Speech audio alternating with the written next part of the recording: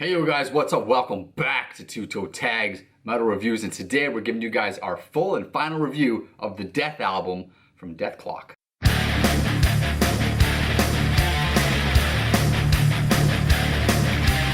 Alright, so I'm gonna steal the floor here off the bat and give my thoughts on this album. This is an album I've listened to a million times.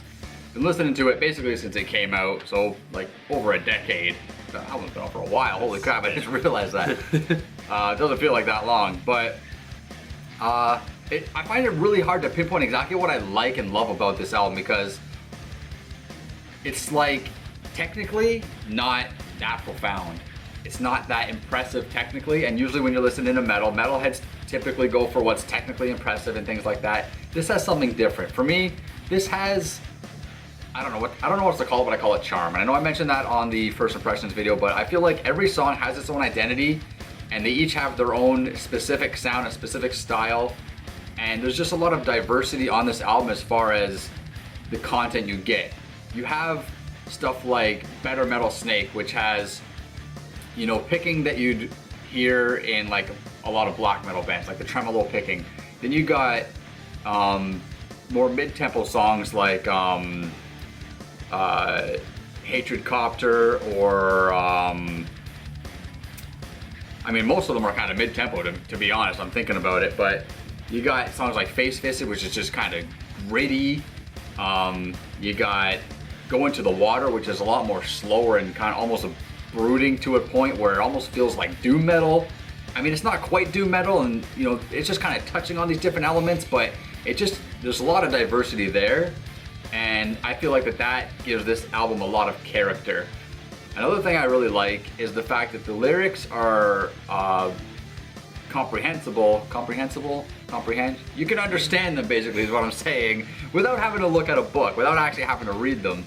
And I kind of like that. I mean, I like being able to understand the lyrics from listening to music. I don't really care. It's not something that bothers me if I can't understand what they're saying. But when you can understand them and you can sing along, it just adds that extra element of just fun enjoyment from listening to the music.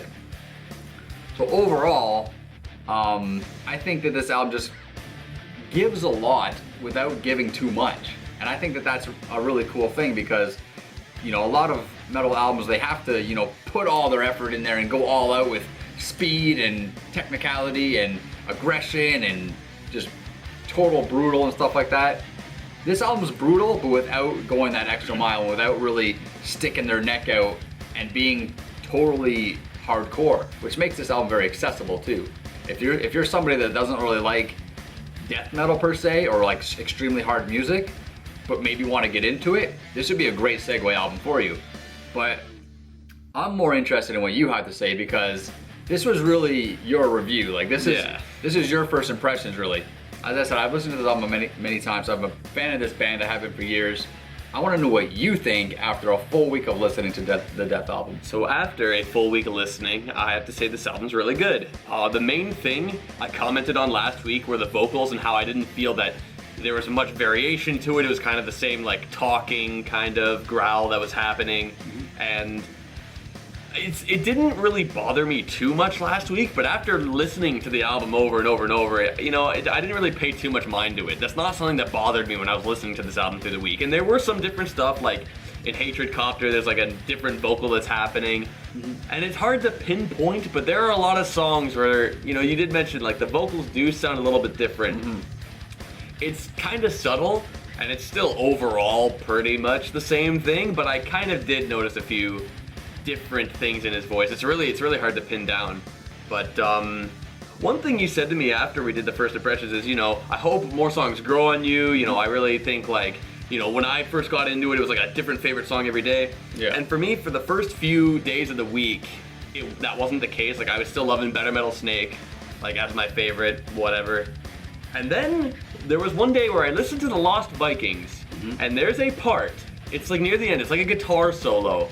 The effect on the guitar you do not see anywhere else in this album. It's like an echo you kind of hear, and then, you know, he fools around the guitar a little bit after that, and that just blew my mind that one day I just heard it, and I'm like, what the fuck was that?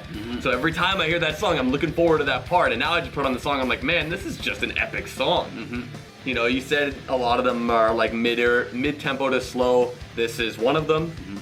But what else? Mermaider also grew on me, actually. Like, it's a little awkward. It's a little awkward in its form, but it's still an epic song that's just really fun to listen to. It's badass too. Yeah, I mean, you know, another thing I thought about is like a lot of these songs would be good as the intro song. You could use like you could use Mermaider, you could use Go Into the Water, you could probably use Go Forth and Die. You could use Death Harmonic if you made it shorter. You could use that as an intro track, which that one's a fantastic ending track, by the way. Yeah. You know, it's got all the strings, all that kind of symphonic stuff, which you don't hear anywhere else, which makes it even more unique on the album. Great, like, ender, but like, I look at these tracks and I can't really think of any that I don't like. Yeah. That was one thing I noted. Like, I could put on any song and I would enjoy it. There are obviously some I enjoy more than others, but overall, like, yeah, great song. Thunder Horse, great song. Briefcase Full of Guts, that was good. Hatred Copter, Castraticon, whatever, they're all good. Another big thing that stood out to me about this album is that it's really fucking funny. Yeah.